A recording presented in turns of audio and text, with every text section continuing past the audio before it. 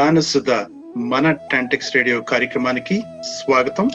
ఉత్తర Texas Telugu సంఘం TANTEX ఆధ్వర్యంలో గత 2 దశాబ్దాలకు పైగా విజ్ఞానాన్ని వినోదాన్ని అందిస్తున్న ఈ గానసుధ టాంటెక్స్ కార్యక్రమానికి ఈరోజు వ్యాఖ్యాతగా నేను మీ ఎన్ఆర్యు నరసింహారెడ్డి ఊరిమిండి. ప్రతి ఆదివారం సాయంత్రం 5 గంటల నుంచి 6 గంటల వరకు ఈ గానసుధ మన టాంటెక్స్ రేడియో కార్యక్రమం మీ ముందుంటోంది.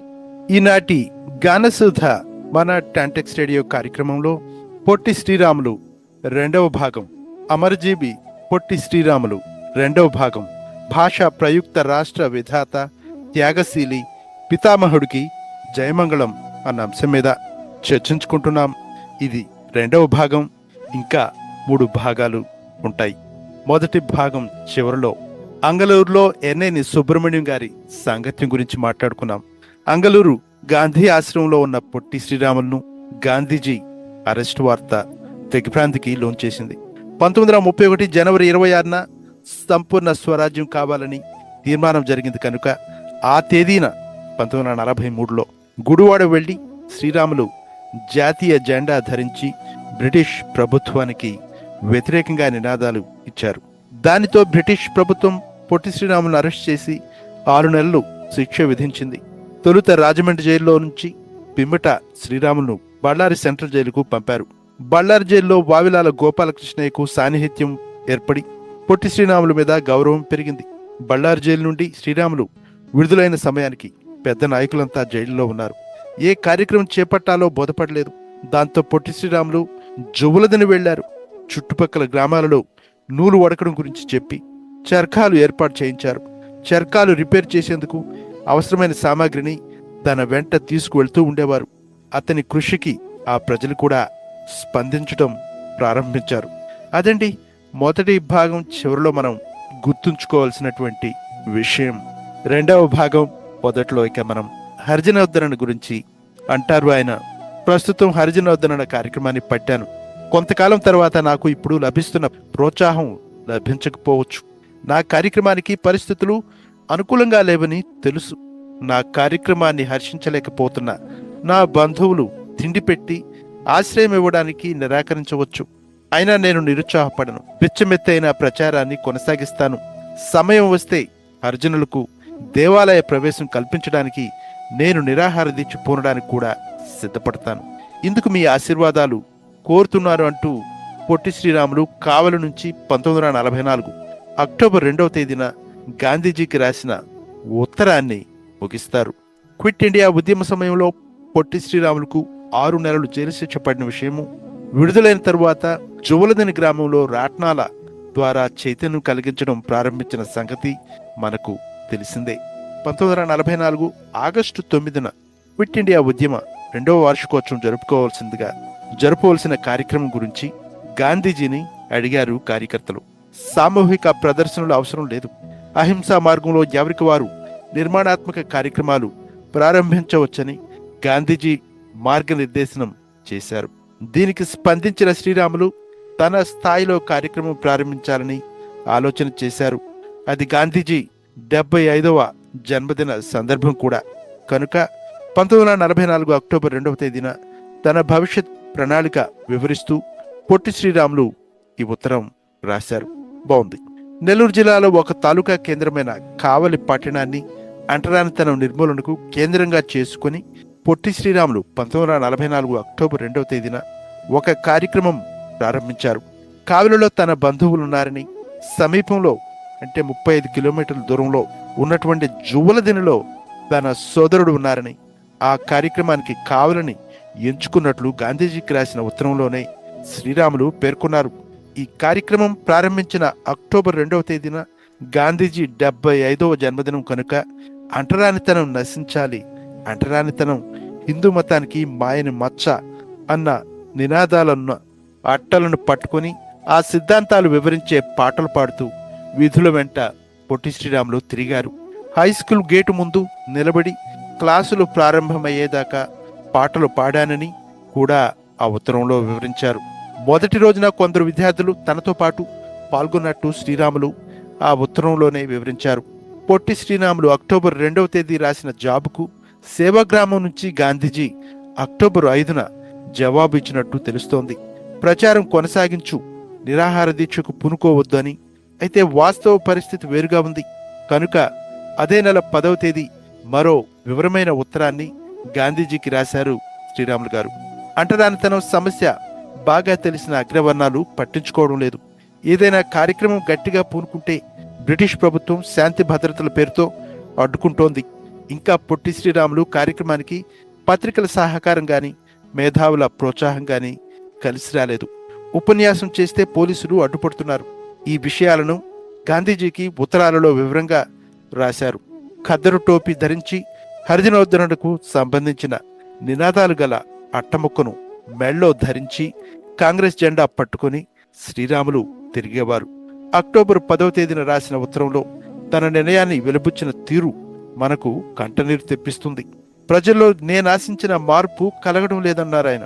నేను బతికి సాధించలేని ప్రయోజనాన్ని మరణించి సాధిస్తానేమో. గత 15 ఏళ్లుగా నా దేశ పర్యటనానుభవంతో ఈ నిర్ణయానికి వచ్చాను. ఇలాంటి ఉత్తమాశయాసిద్ధికి ప్రాణాలర్పించడం మంచిదే కదా. అలా ఉంది వారి ఉత్తరం. ఈ సుదీర్ఘమైన లేఖకు గాంధీజీ నుంచి 3 మాటల్లో జవాబు రావడం శ్రీరాములను ఎంతో బాధించింది. తన తపనలోని యాతనను గాంధీజీ గుర్తించలేదనే వ్యాకులం కలిగింది. మళ్లీ అక్టోబర్ 21న మరో ఉత్తరాన్ని పొట్టి శ్రీరాములు గాంధీజీకి రాశారు. అందులో తన అనుభవాలను, ప్రణాళికలను ఇలా వివరించారు. అస్పృశ్యత నిర్మూలనకు తన ప్రయత్నాలు విఫలమయ్యాయని, రాను రాను వాటి ప్రభావం ఉండవచ్చని పొట్టి శ్రీరాములు బలంగా విశ్వసించారు. హరిజనోద్ధరణకు తనకు అందుబాటులో ఉన్న మార్గం వారికి దేవాలయాలలో ప్రవేశం కల్పించడం. దీనికి ప్రభుత్వం చట్టం వేయడం ఒక మార్గం. దీనికి బ్రిటిష్ ప్రభుత్వం ఆసక్తి చూపదు. రెండో మార్గం నిరాహార దీక్ష ద్వారా అగ్రవర్ణాల్లో మార్పు తేవడం. కనుక నిరాహార దీక్షకు పూనుకోవడం మేలని, దానికి ఒక వారమైన అనుమతి ఇవ్వమని గాంధీజీని శ్రీరాములు కోరారు. అయితే ఈ ఉత్తరానికి జవాబు లేదు. దానితో వేచి ఉండి చివరకు 1944 డిసెంబర్ 2న, అంటే దాదాపు 50 రోజుల తర్వాత మరో ఉత్తరం రాశారు. కానీ దానికి ముందు కాంగ్రెస్ పార్టీకి చెందిన ఆ ప్రాంతపు నాయకులు బెజవాడ గోపాలరెడ్డికి ఉత్తరం రాస్తే స్పందన లేదు. అస్పృశ్యత అంతరించగలదని కాంగ్రెస్ నాయకులకు నమ్మకం కలగలేదని నెల్లూరు జిల్లా కాంగ్రెస్ సభలలో పొట్టి శ్రీరాములకు బోధపడింది. పత్రికా సహకారం కూడా దొరకలేదు. చివరకు మాజీ పార్లమెంటు కార్యదర్శి, హరిజన శాసనసభ్యులు, ఆంధ్ర హరిజన సేవా సంఘం కార్యదర్శి టిఎస్ మూర్తి కూడా సహకరించడానికి సిద్ధం కాలేదని ఆ ఉత్తరంలో పొట్టి శ్రీరాములు రాశారు. 1944 అక్టోబర్ 10, 21, డిసెంబర్ 2న ఇలా పొట్టి శ్రీరాములు 3 ఉత్తరాలను గాంధీజీకి రాశారు. అయితే జవాబు అసలు రాలేదు. జాబులు గాంధీజీకి అందాయా లేదా అనే సందేహం కూడా వచ్చింది. ఇదే మాటను వ్యక్తపరుస్తూ 4వ ఉత్తరం రాశారు. హరిజనుల దేవాలయ ప్రవేశ ఆవశ్యకత గురించి గాంధీజీ ఒక ప్రకటన చేయాల్సిన అవసరం చాలా ఉందని కూడా రాశారు. దీనికి జవాబు రాలేదు. పత్రికా ప్రకటన కూడా రాలేదు. అయితే పట్టు సడలించిన శ్రీరాములు నిరసన వ్రతమే మార్గమని భావించి రంగంలోకి దిగిపోవడం ఉత్తమమని భావించారు. తద్వారా గాంధీజీ దృష్టి కూడా తనపై పడుతుందని, గాంధీజీ నుంచి సమాధానం రాకపోయినా కార్యక్రమం ప్రారంభించారు. ఒకవైపు నిరాశ, నిస్పృహ తనను కమ్ముకుంటున్న పొట్టి శ్రీరాములు కార్యక్రమాలు కుంటుపడనీయలేదు. ఆ రోజుల్లోనే 22 సంవత్సరాల వితంతువుకు 35 సంవత్సరాల వ్యక్తిని ఒప్పించి పొట్టి శ్రీరాములు పునర్వివాహం జరిపించారు. ఈ సందర్భంగా నిర్వహించిన కులాంతర విందు భోజనానికి ధనవంతులతో పాటు పేదలైన హరిజనులను కూడా ఆహ్వానించారు. పెళ్లి కానుకగా వధువుకు ఎర్రవాడ చెరక బహుమతిగా ఇచ్చారు. మిగిలిన భోజనాన్ని యానాదులకు ఇచ్చే ఆచారాన్ని గౌరవిస్తూ వారికి విందు భోజనం అందరితో పాటు ఏర్పాటు చేశారు. ఈ విషయాలు 1945 జనవరి 27న గాంధీజీకి పొట్టి శ్రీరాములు రాసిన లేఖలో ఉన్నాయి. పొట్టి శ్రీరాములు ప్రయత్నాలు ఫలించి 30 మంది చర్మకారులు ఒక భజన సంఘంగా ఏర్పడి 1944 డిసెంబర్ 25న నెల్లూరు రంగనాయక దేవాలయంలో భజన చేశారు. దీనిని అగ్రవర్ణాలు అడ్డుకున్నా హరిజనులకు ధైర్యం కలిగింది. శ్రీరాములకు సంతోషం కలిగింది. హరిజనులకు దేవాలయ ప్రవేశం కల్పించాలని నినాదాలున్న అట్టలు ధరించి 1945 జనవరి 26న పురవీధుల్లో తిరగాలని పొట్టి శ్రీరాములను అరెస్ట్ చేసి వదిలేశారు. పొట్టి శ్రీరాములను అభినందిస్తూ వితంతు వివాహాన్ని కొనియాడుతూ గాంధీజీ 1945 ఫిబ్రవరి 6వ తేదీ వార్ధా నుంచి జవాబు రాశారు. అంతకుముందు పంపిన ఉత్తరాలు తనకు చేరలేదని గాంధీజీ ఈ వర్తమానంలో పేర్కొన్నారు. మరోవైపు హరిజనుల దేవాలయ ప్రవేశం అగ్రవర్ణాలకే ఇష్టం లేదు. అభ్యుదయ భావాలున్న వారు కొంత సుముఖంగా ఉన్నా మిగతా వారికి భయపడే పరిస్థితి ఉంది. అప్పటికి మధుర, తిరువాన్కూర్ దేవాలయాల్లో హరిజనులకు ప్రవేశం లభించింది. హరిజనుల దేవాలయ ప్రవేశం వల్ల తలెత్తే సమస్యల కారణంగా బ్రిటిష్ ప్రభుత్వం ఈ విషయంలో ఉదాసీనంగా ఉంది. కనుక చిన్న చిన్న దేవాలయాల్లో దీనిని సాధించిన పిమ్మట పెద్ద దేవాలయాల్లో ప్రయత్నించాలని శ్రీరాములు ఆలోచన. గానసుధ మన 10X రేడియో కార్యక్రమంలో ఇప్పుడు ఒక చిన్న విరామం. దినదినము వర్ధిల్లు తెలుగుదేశం, దీప్తులను వెదజల్లు తెలుగు తేజం.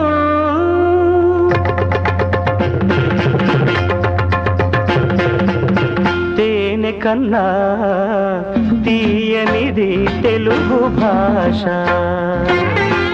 తేనె కన్నా తీయనిది తెలుగు భాష. దేశ భాషలందు లెస్స తెలుగు భాష, దేశ భాషలందు లెస్స తెలుగు భాష. తేనె కన్నా తీయనిది తెలుగు భాష.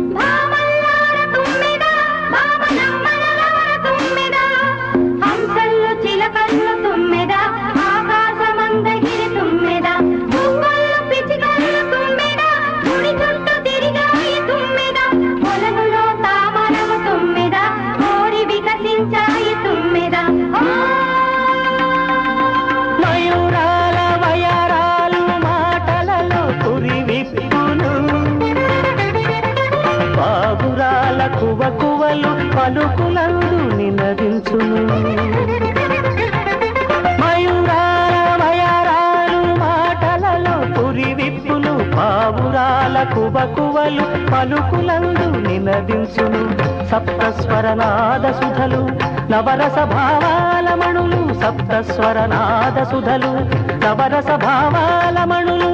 జారు తెలుగు సొగసులో నజాలు వారు జాతీయం. తేనె కన్నా తీయనిది తెలుగు భాష, దేశ భాషలందు లెస్స తెలుగు భాష. తేనె కన్నా తీయనిది తెలుగు భాష.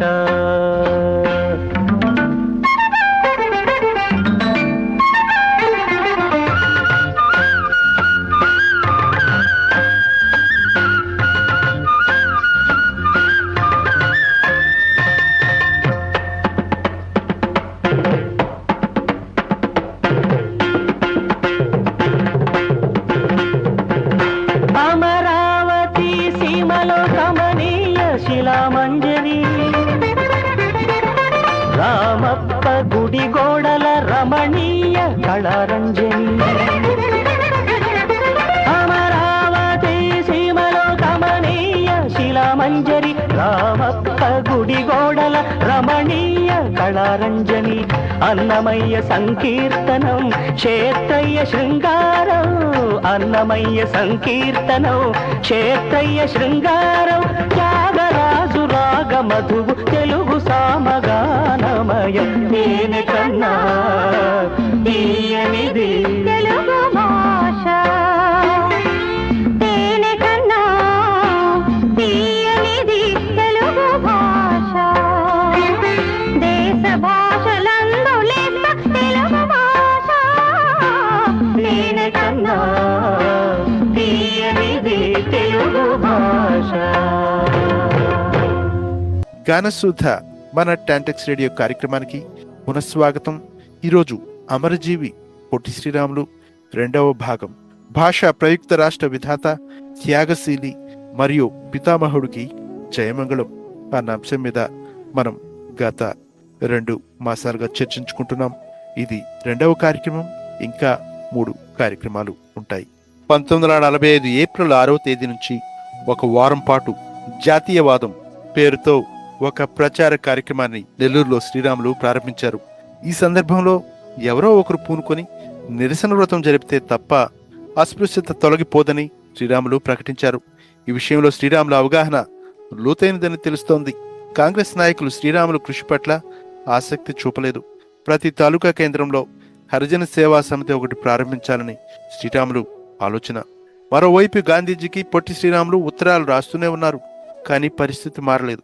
తను ఒంటరి అనే భావన పొట్టి శ్రీరాములకు కలిగింది. 1945 జూలైలో పెరియార్ రామస్వామి నాయకర్ నెల్లూరు వచ్చినప్పుడు శ్రీరాములతో మాట్లాడుతూ ఈ కారణంగా కాంగ్రెస్ నుంచి విడిపోయి ద్రావిడ ఉద్యమాన్ని మొదలు పెడుతున్నట్టు చెప్పారు. దీనికి కారణం కులతత్వమని శ్రీరాములు భావన. గాంధీజీ కులాంతర పంక్తి భోజనాలను ప్రోత్సహించడం లేదని కొందరు కాంగ్రెస్ నాయకులు ప్రచారం కూడా చేశారు. కులతత్వం, అస్పృశ్యతలను నిర్మూలించాలని 1945 సెప్టెంబర్ 2వ తేదీన పొట్టి శ్రీరాములు గాంధీజీకి ఉత్తరం రాశారు. పొట్టి శ్రీరాములు మరికొంతమందితో కలిసి పోరాటం చేయాలని కొందరు సలహా ఇచ్చారు. దాని ఫలితంగా 1945 అక్టోబర్ 9న హిందూ సంఘ సంస్కరణ సమితి 298 మంది సభ్యులతో మొదలైంది. కొన్ని కార్యక్రమాలతో ఈ సమితి విజయం సాధించింది. తర్వాత అంశం హరిజనుల దేవాలయ ప్రవేశం. వార్ధా ఆశ్రమంలో బీహార్ భూకంపం సహాయ చర్యలలో చేసిన సేవలు ఒక ఎత్తు. మారెళ్లలో, గుడివాడలో చేపట్టిన కార్యక్రమాలు మరో ఎత్తు కాగా, పొట్టి శ్రీరాములు నెల్లూరు జిల్లాలో 1944 నుండి మొదలుపెట్టిన ప్రయత్నాలు 1946 నుంచి కార్యరూపంలోకి రావడం, దేశ స్థాయిలో పరిశీలనకు నోచుకోవడం మరో స్థాయి. ఈ కార్యక్రమాలు హరిజనుల దేవాలయ ప్రవేశ ప్రయత్నాలతో శ్రీకారం చుట్టుకున్నాయి. హిందూ సంఘ సంస్కరణ సమితి ప్రారంభం కావడంతో పొట్టి శ్రీరాములు కార్యాచరణకు స్పష్టత వచ్చింది. ఆర్య సమాజ, హిందూ మహాసభ వంటి సంస్థలు కూడా తోడ్పాటునందించాయి. 1946 మార్చి 1వ తేదీన నెల్లూరు వేణుగోపాల స్వామి ఆలయం వద్ద నిరసన వ్రతం ప్రారంభించాలని పొట్టి శ్రీరాములు సమాయత్తమయ్యారు. దీనికి నేపథ్యం ఏమిటంటే, మద్రాసుకు గాంధీజీ వచ్చినప్పుడు నెల్లూరులోనే ప్రముఖమైన మూలాపేట వేణుగోపాల స్వామి ఆలయంలో హరిజన ప్రవేశ కార్యక్రమాన్ని నిర్వహించాలని ఆలయ ధర్మకర్త ఎస్సి సుబ్బారెడ్డి ప్రణాళిక చేశారు. అయితే గాంధీజీ రావడానికి వీలు పడటం లేదని బోధపడినప్పుడు ఈ కార్యక్రమం నిర్లక్ష్యం కావడం శ్రీరాములకు బాధ కలిగించింది. ఈ ధోరణిని ఖండిస్తూ పొట్టి శ్రీరాములు దీక్షకు దిగుతున్నట్టు గాంధీజీకి ఉత్తరం రాస్తే దానికి స్పందనగా 1946 ఫిబ్రవరి 28న టెలిగ్రామ్ అందింది. ఆశీర్వాదాలు ఉన్నాయని. పిమ్మట ఫిబ్రవరి 28న ప్రొఫెసర్ పిసి రెడ్డి అధ్యక్షతన సమావేశం జరిపి నిరసన మార్చి 7న ప్రారంభం కావాలని తీర్మానించారు.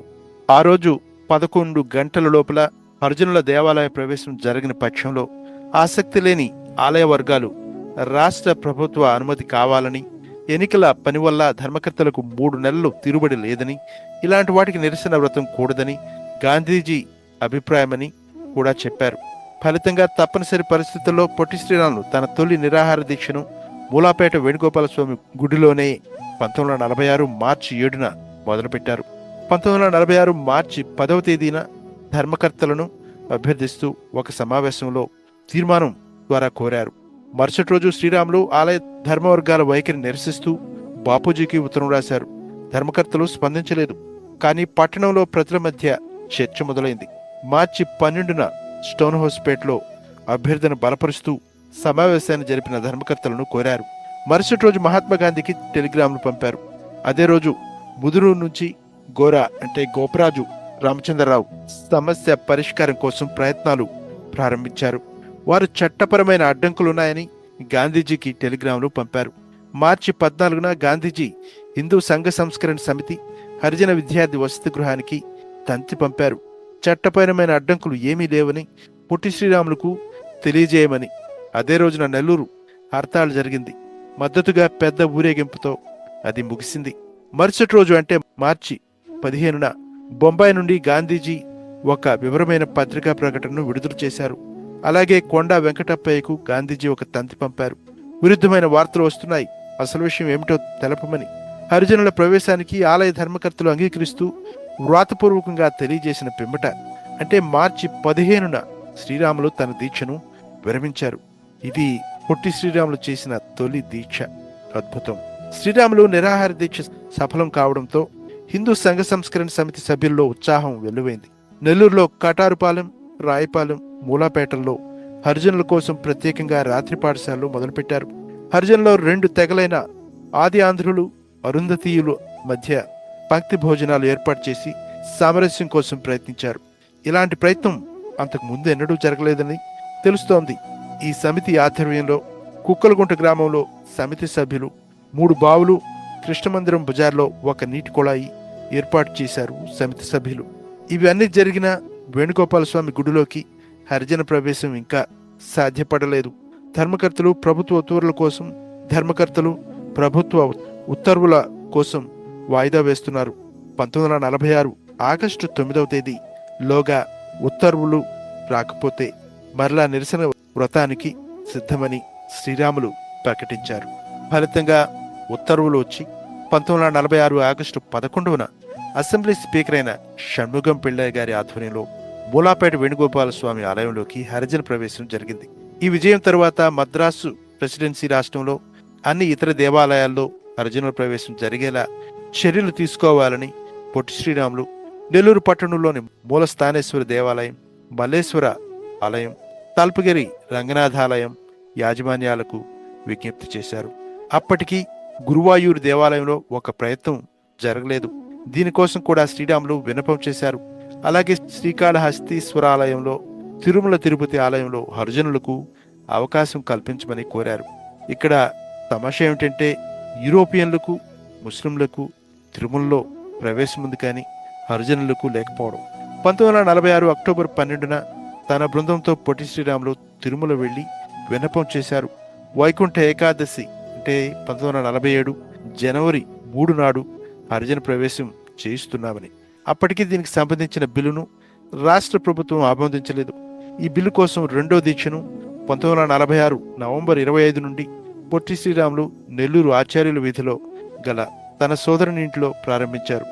రాజకీయ వర్గాలలో హడావిడి, ప్రభుత్వ వర్గాలలో సంచలనం రావడంలో ప్రభుత్వానికి వ్యవధి ఇవ్వాలని 19 రోజుల తర్వాత 1946 డిసెంబర్ 13న దీక్ష విరమించారు. ఇది పొట్టి శ్రీరాములు చేసిన 2వ దీక్ష. ఈ రకంగా పొట్టి శ్రీరాములు హరిజనుల దేవాలయ ప్రవేశానికి చేసిన దోహదం విశేషమైందని మనకు తెలుస్తోంది. కేవలం పొట్టి శ్రీరాములు తపన, కృషి కారణంగానే హరిజన టెంపుల్ యాక్ట్ రావడం, హరిజన సివిల్ డిజబిలిటీస్ బిల్లు చట్టంగా మారడం సాధ్యమైందంటే అందులో ఎలాంటి ఆశ్చర్యం లేదు. గానసుధ మన టాంటెక్స్ రేడియో కార్యక్రమంలో ఇప్పుడు ఒక చిన్న విరామం. మోహన రాగమః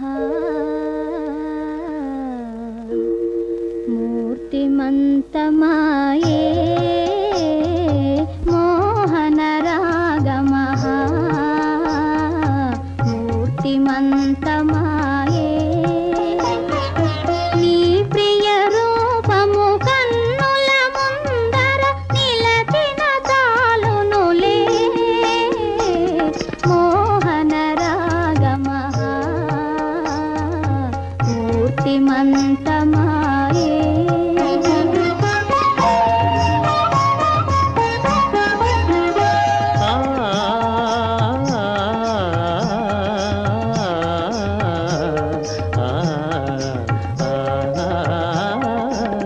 చిత్రసీమలో వెలయగజేసి దివ్యగానమున జీవము కోసి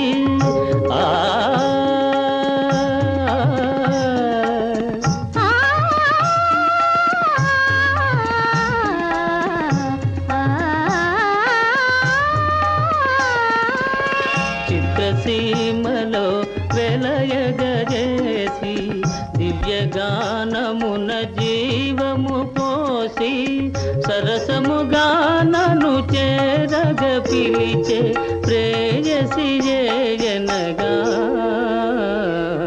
మోహన రాగమః మూర్తిమంతమాయే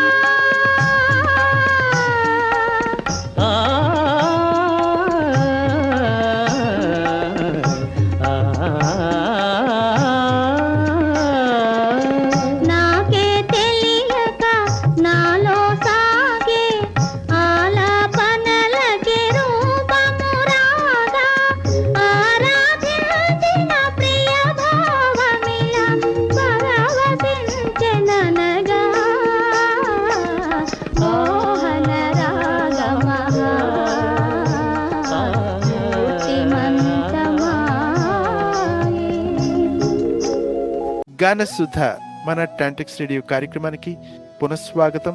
ఈరోజు అమరజీవి పొట్టి శ్రీరాములు రెండవ భాగం, భాషా ప్రయుక్త రాష్ట్ర విధాత, త్యాగశీలి మరియు పితామహుడికి జయమంగళం అన్న అంశం మీద మనం చర్చించుకుంటున్నాం. ఇది రెండవ భాగం.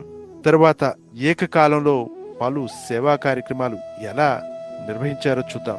చేతుల పని చేతులు, కాళ్ల పని కాళ్ళు, మెదడు పని మెదడు, గుండె పని గుండి చేసినట్టు కొందరు మహానుభావులు ఏకకాలంలో పలు రకాల కార్యక్రమాలను అలవాకుగా చేస్తుంటారు. దీన్నే ఇప్పటి కాలంలో మనం మల్టీ టాస్కింగ్ అని అంటూ ఉంటాం. కానీ అటువంటి లక్షణం గాంధీజీలో విశేషంగా కనపడుతుంది. గాంధీ సినిమాలో ఒక చోట గమనించవచ్చు. అగ్రనాయకులతో చర్చలు చేస్తూ మధ్యలో చకచకా గాంధీజీ బయటకు పోయి పశువులకు గడ్డి వేసి వస్తారు. పొట్టి శ్రీరాములు జీవితం గురించి మనకు దాదాపు తెలియదు కనుక తొలిసారి చదివినప్పుడు కొంత ఆశ్చర్యంగానే ఉంటుంది. హరిజనుల దేవాలయ ప్రవేశమే కాదు, ఖాదీ ప్రచారం, పాకి పనివారి స్థితిగతులు, మద్యపానం అలవాటు, హిందూ ముస్లిం సమైక్యత, అడుగు తినేవారు, జైళ్లలో ఖైదీలు, విద్యార్థి వసతి గృహాలు మొదలైన రంగాలలో ఉన్న సమస్యలు తీర్చి ప్రయోజనకరమైన రీతిలో వారి జీవితాలు నడిచేలా శ్రీరాములు కృషి చేశారు. తండ్రి, తల్లి, అన్న, భార్య, కుమారుడు, ఉద్యోగం అన్నీ పోయాక పొట్టి శ్రీరాములు ఒక మహాత్యాగిలా మారిపోయారు. దీనికి గాంధీజీ ఆశయబలం ఊతం. గాంధీజీ సిద్ధాంతాలు, జీవితము ఆయనకు దారిదీపాలు. గాంధీజీలోని చాకచక్యం, లౌక్యం పొట్టి శ్రీరాములో లేవు. అయితే మొండి పట్టుదల, అంతకు మించిన ఆశయశుద్ధి మెండుగా ఉన్నాయి. గుడ్డిగా గాంధీజీని అనుకరిస్తారని కొందరు విమర్శించిన, అవసరమైనప్పుడు విభేదించారు. నిజానికి ఈ లక్షణం ఆ తరం నాయకులందరిలో కనబడుతుంది. ఉత్తర భారతదేశంలో హిందూ ముస్లిం సమస్య ప్రధానమని, అయితే దక్షిణాదిలో అస్పృశ్యత సమస్య చాలా దారుణంగా ఉందని శ్రీరాములు భావించేవారు. ఈ సందర్భంలో గాంధీజీ, పొట్టి శ్రీరాములు గార్ల ఆలోచన ధోరణిలో స్థాయి భేదాలు కనపడతాయి. ఉదాహరణకి ఖాదీ ప్రచారం చూద్దాం. పొట్టి శ్రీరాములు ఖద్దరులుంగి మీద టవలు, గాంధీ టోపీ ధరించాయి. చర్కాను, ఖాదీని ప్రచారం చేస్తూ అవసరమైన చోట చర్కా రిపేర్ కూడా చేస్తూ ఉండేవారు. కేవలం పట్టణానికే పరిమితం కాకుండా దగ్గరి గ్రామాలకు వెళ్లేవారు. ప్రభుత్వోద్యోగులు తమ వేతనాలలో కొంత భాగంగా నూలును స్వీకరించాలని పొట్టి శ్రీరాములు ప్రతిపాదించారు.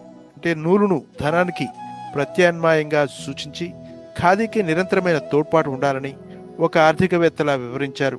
ఇటువంటి అమూల్యమైన విషయాలను 1946 నవంబర్ 6న మద్రాసు ప్రెసిడెన్సీ ప్రభుత్వానికి ఒక కరపత్రంలో సూచించారు.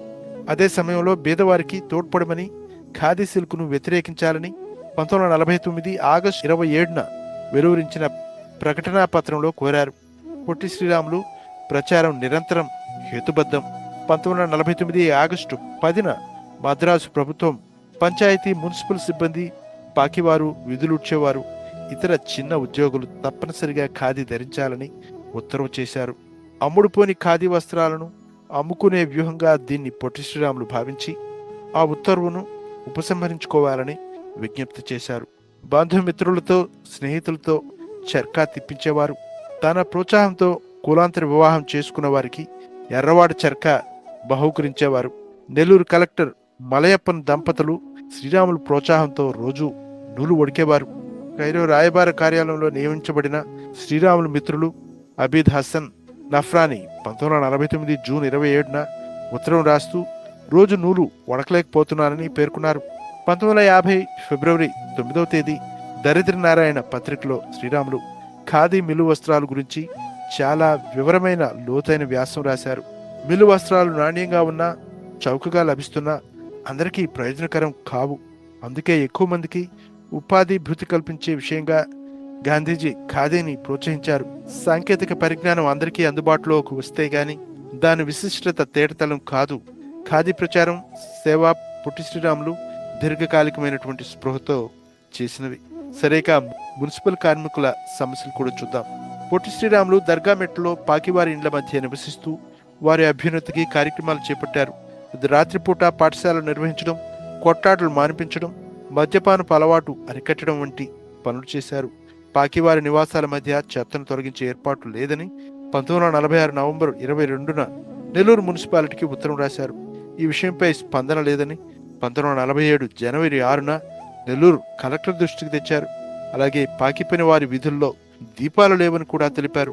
అంతకు 3 రోజుల ముందు పురపాలక శాఖ నుండి కె కోటిరెడ్డి సమక్షంలో చర్చించిన ఈ సంగతిని గుర్తు చేశారు. ఓ వారం తర్వాత పాకి పని వారి జీతాలు 25% పెంచమని సదరు మంత్రికి ఉత్తరం కూడా రాశారు.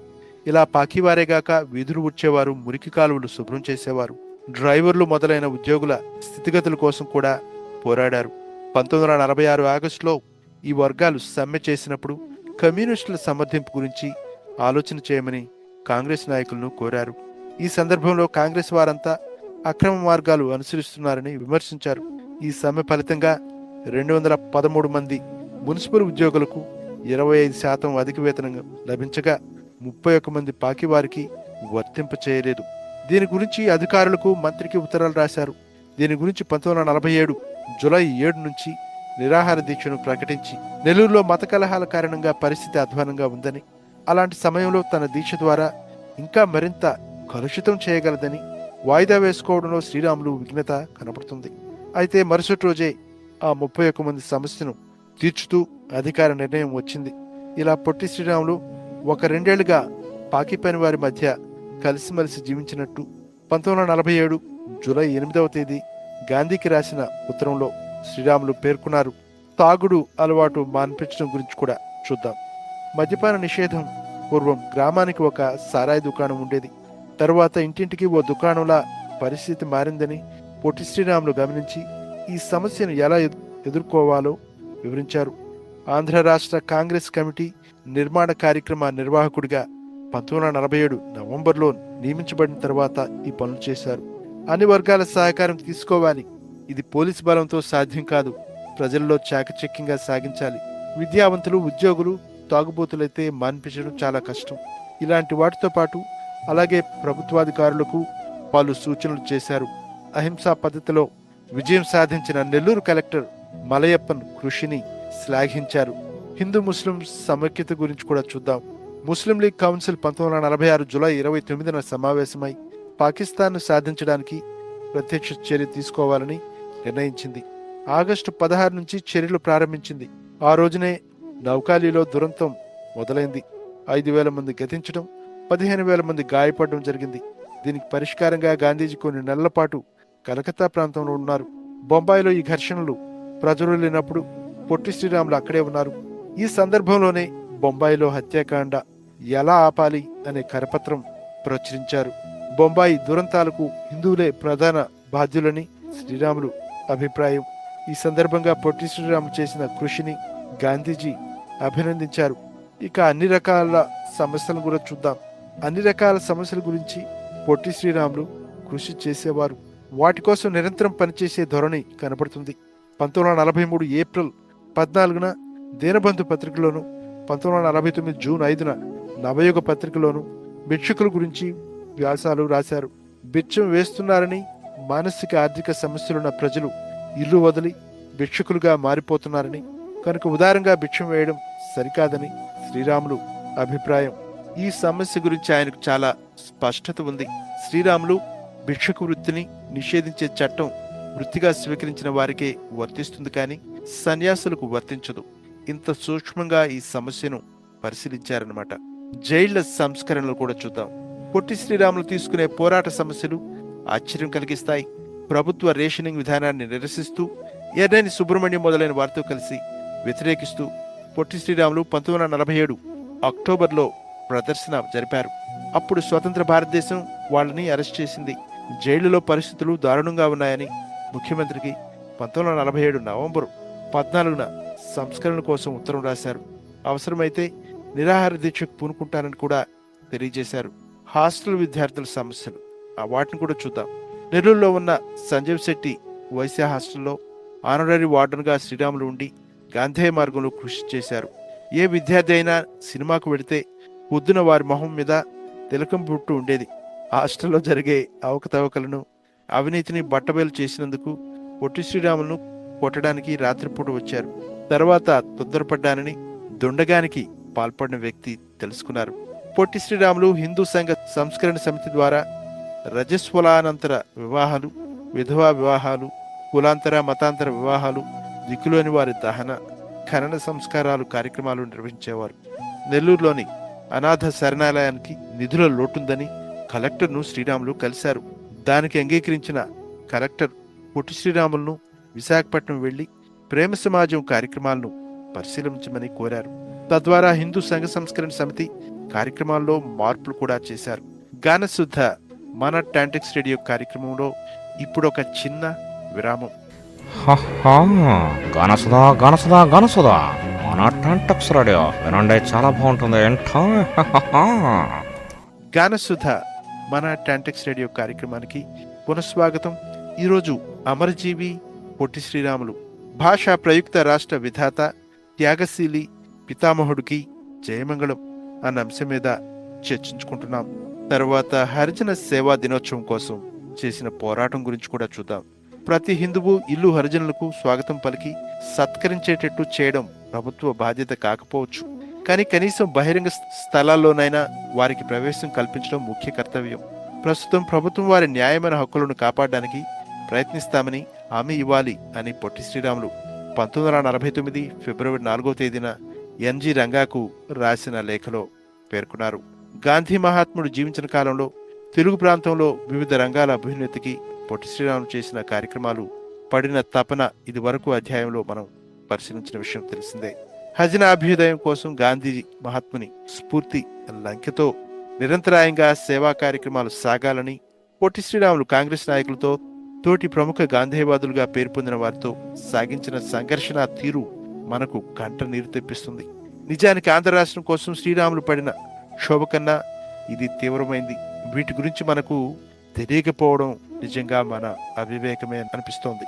గాంధీజీ ఆలోచనలోని సృజనాత్మకతను అందుకుని పాటించిన వారికన్నా ప్రయోజనరహితంగా విశ్లేషించి పెడదారిన పడిన గాంధేయవాదులే అధికమని మహాత్ముడు మరణం తర్వాత వినబడిన వాదాలు చెబుతాయి. ఆ విషయాన్ని 25 సంవత్సరాల తరువాత గమనించి అంటున్నాం, కానీ పొట్టి శ్రీరాములకు ఈ సంగతులు బోధపడలేదు. పట్టించుకోకుండా వాటిలోని కీలకమైన స్ఫూర్తిని అందుకుని కార్యాచరణకు దిగిపోయారు.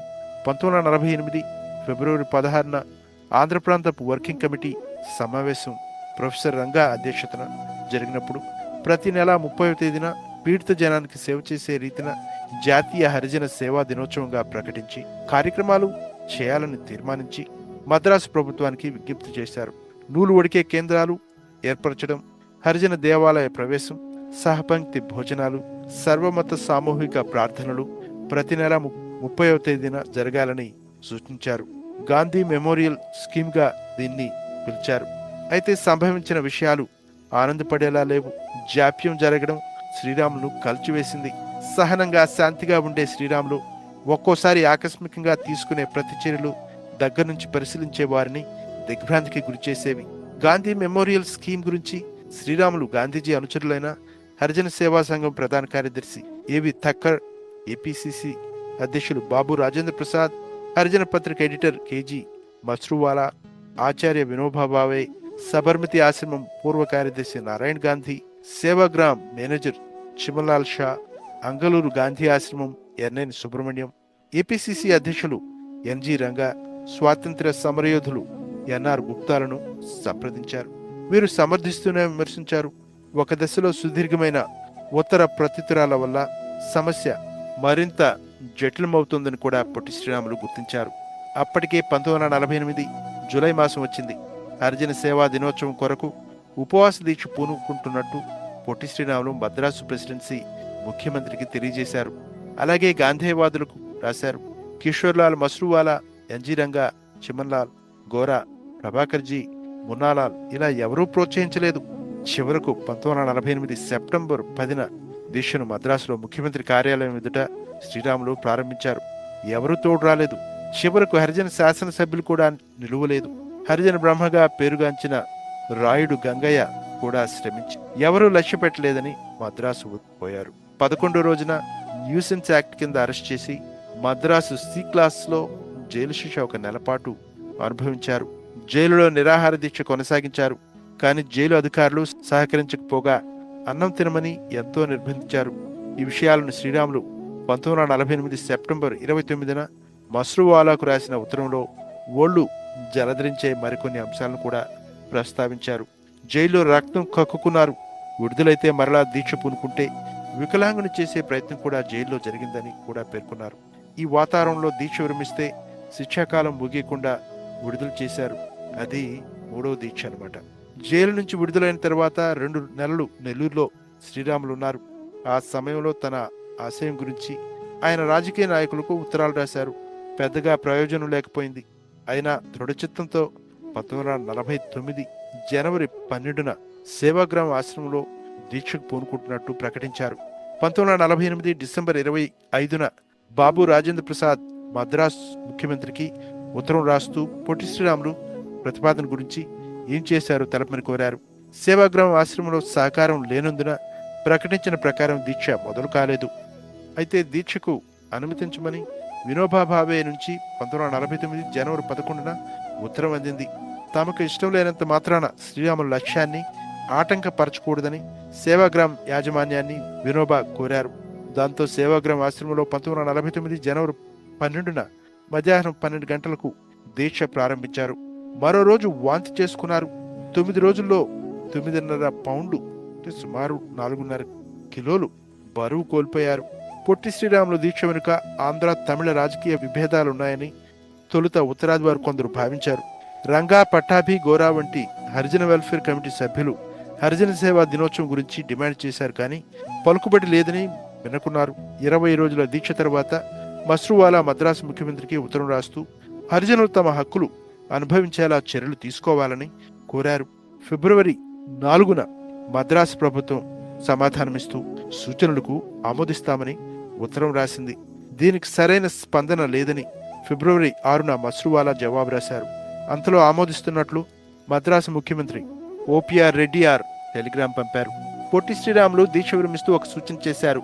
ఫిబ్రవరి నెల 28తో ముగుస్తుంది కనుక హరిజనోత్సవాన్ని ఆ రోజే జరపమని పొట్టి శ్రీరాములు కోరారు. ఈ విషయాలను మస్రూవాలా హరిజన్ 1949 ఫిబ్రవరి 20వ సంచికలో రాశారు. 2 దీక్షలు చేసింది హరిజన సేవా దినోత్సవం ప్రభుత్వ ఉత్తర్వుల కోసం. నిజానికి మహాత్ముని 75వ జన్మదినం 1944 అక్టోబర్ 2 నుంచి పొట్టి శ్రీరాములు అస్పృశ్యత వైపు ఉద్యమించారు. తొలి 4 దీక్షలు హరిజనులకు సంబంధించినవే. మూలాపేట వేణుగోపాల స్వామి దేవాలయంలో హరిజన ప్రవేశం సంబంధించి విజయం సాధించడంలో రాజకీయవాదులలో గుర్తింపునిచ్చింది. ఆంధ్ర రాష్ట్ర కాంగ్రెస్ నిర్మాణ కార్యక్రమ సంచాలకులుగా 1947 నవంబర్లో నియమితులయ్యారు. ఈ బాధ్యతల్లో భాగంగా ఆంధ్ర రాష్ట్ర జిల్లాల్లో తిరిగారు. ప్రొఫెసర్ ఎన్జి రంగా, డాక్టర్ జేసి కుమారప్పతో కలిసి పర్యటించారు. 1948 ఏప్రిల్ 17 రాత్రి 8 గంటలకు పశ్చిమ గోదావరి జిల్లా పెద్ద చెరుకూరు గ్రామంలోని రామాలయంలో భజన జరుగుతుండగా పొట్టి శ్రీరాములు హరిజనులతో గుడిలో ప్రవేశించారు. అదే రోజు గ్రామంలో చంద్రమౌళి స్వరాలయానికి వెళితే గుడి తలుపులు మూసివేశారు. మరుసటి రోజు అదే ఊర్లోని చంద్రశేఖర ఆలయానికి వెళ్లారు. కొందరు నాయకులు హరిజనులతో ధర్మకర్త అక్కడే ఉండగా కొందరు అసభ్య పదజాలంతో నిందించి పాదరక్ష ప్రయోగం కూడా చేశారు. కిందికి తోసేశారు. శాంతంగానే హరిజనులకు ప్రవేశం కల్పించమని కోరితే కొందరు కర్రలతో కొట్టి ఈడ్చుకు వెళ్లారు. నెల్లూరులో కొంత ఫలితం సాధించిన పొట్టి శ్రీరాములు పైన దాడి చేసిన సంఘటనలున్నాయి. తూర్పుగోదావరి జిల్లా గొల్లప్రోలు గ్రామంలో హరిజనులను నీళ్లు తెచ్చుకోవడానికి వాటర్ ట్యాంక్ దగ్గరికి అగ్రకులాలు వెళ్లనీయడం లేదని, పశ్చిమ గోదావరి పెనుగొండ గ్రామంలో సవర్గ హిందువులు హరిజన స్త్రీలను పాయఖానాలు వాడనివ్వడం లేదని పొట్టి శ్రీరాములు 1949 ఏప్రిల్ 27న ఆంధ్ర ప్రొవిన్షియల్ బోర్డు హరిజన సేవా సంఘం అధ్యక్షులు బిఎన్ మూర్తి గారికి ఉత్తరం రాశారు. యజమానులు హరిజనులకు పులిగింజలు కొలిచేటప్పుడు మోసం చేస్తున్నారనే సూచనను 1949 జూన్ 26న పొట్టి శ్రీరాములు కలెక్టర్ ఆఫీసులో చేశారు. పొట్టి శ్రీరాములు సర్వతోముఖమైన మానవాభివృద్ధికి, ముఖ్యంగా హరిజనుల అభ్యుదయానికి విశేష కృషి చేశారంటే ఆశ్చర్యం లేదు. ఈ విషయాలు నేడు ఆయా వర్గాలు కూడా గమనించకపోవడం బాధాకరం కాగా, పొట్టి శ్రీరాములను కొద్దో గొప్ప గుర్తుపెట్టుకున్న వర్గాలు కూడా ఇంత కృషిని తెలుసుకోలేకపోవడం మరింత బాధాకరం. గానసుధ మన టాంటెక్స్ రేడియో కార్యక్రమంలో ఈరోజు అమరజీవి పొట్టి శ్రీరాములు 2వ భాగం, భాషా ప్రయుక్త రాష్ట్ర విధాత, త్యాగశీలి మరియు పితామహుడికి జయమంగళం అనే అంశం మీద చాలా విషయాలు తెలుసుకున్నాం. మనకు సమయం కూడా అయిపోయింది. మిగతా విషయాలు 3వ భాగంలో త్వరలోనే మీ ముందుకు వస్తోంది. అయితే ఈరోజు కార్యక్రమానికి నాకు సహకరించిన పుస్తకం అమరజీవి పొట్టి శ్రీరాములు పోరాట జీవిత కథ. రచన డాక్టర్ నాగసూరి వేణుగోపాల్ గారు. శ్రీ రాఘవేంద్ర పబ్లికేషన్స్. గానసుధ మన టాంటెక్స్ రేడియో కార్యక్రమాన్ని ఆదరిస్తూ, అభినందిస్తూ, ఆశీర్వదిస్తున్న శ్రోతలందరికీ ధన్యోస్మి. వచ్చే ఆదివారం వరకు వినండి, వినిపించండి, వింటూనే ఉండండి గానసుధ మన టాంటెక్స్ రేడియో కార్యక్రమం. నేను మీ ఆర్జే డాక్టర్ ఎన్ఆర్యు నరసింహారెడ్డి ఊరిమిండి. అప్పటి వరకు thank you. Signing off. Good bye. ధన్యవాదాలు. ఇప్పుడు టాంటెక్స్ ప్రకటనలు. టాంటెక్స్ సంస్థకు ప్రాణవాయువులాగా నిధులను అందిస్తున్న పోషకదాతలను ఒకసారి గుర్తిద్దాం. Platinum sponsors: doctor Prem Reddy, president, CEO and chairman, prime health care services Inc. Value financial services, Tirumala Reddy, Kumbham, Bawarchi, Indian cuisine, India bazaar, పుడిస్తాన్. తర్వాత gold sponsors: rise commercial, Tanishq USA, chapter 1 Indian restaurant, epic events, the law firm of Sim Parvataneni and Brown PLLC, Virat solutions, Kiranam technologies, Shlesha, talk think deliver, Ajay Reddy and family, Ashok Babu Kolla and family, Srikanth Polavarapu and family, my tax filer, Sarath Reddy Erram and family, Murali Vennam and family.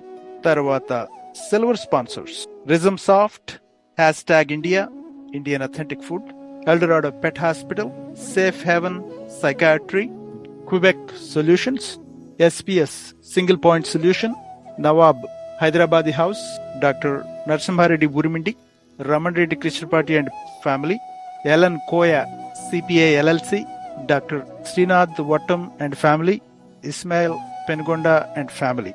అవండి platinum, gold and silver sponsors.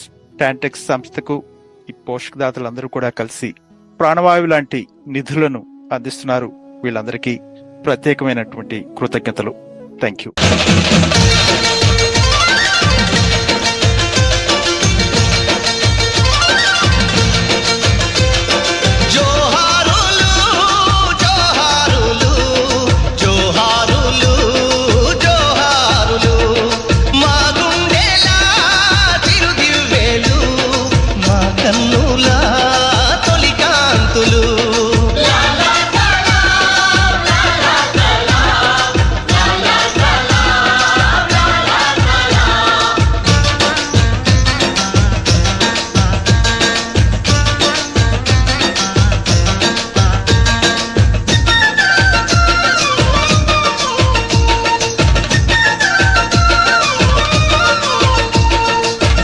సమాజంలో మనుషులందరూ సమానంగా ఉండాలని చెప్పి భూమి కోసం, భుక్తి కోసం, మాతృదేశ విముక్తి కోసం సాయుధ పోరాట పంథాయే సరైన మార్గమని నమ్మి ఉరి కొయ్యలపై ఉయ్యాలలుగినట్టి వీరులార మీకు ఎర్రర దండాలు, నీ పాదాన పరిపరి దండాలు.